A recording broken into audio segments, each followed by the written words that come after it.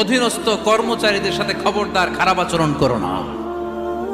যারা কর্মচারীদের সাথে খারাপ আচরণ করে, যারা মানুষের কাছ থেকে শ্রম নিয়ে কাজ করিয়ে টাকা দেয় না, কিয়ামতের দিন তাদের বিরুদ্ধে মামলা দায়ের করবে কে? কে করবে?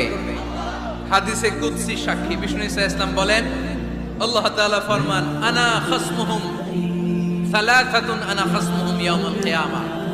তিন শ্রেণীর ব্যক্তির বিরুদ্ধে আল্লাহ বলেন, আমি নিজেই কিয়ামতের দিন মামলা দায়ের করব। I will be against them in the day of judgment.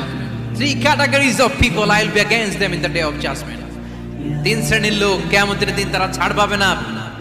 আল্লাহ বলেন, আমি নিজেই তাদের বিরুদ্ধে মামলা দায়ের করব। এর মধ্যে এক শ্রেণীর লোক হচ্ছে রাজুলুন ইস্তাজারা জিরান ফাস্তাউফা মিনহু ওয়া লাম ইউতি আজরা।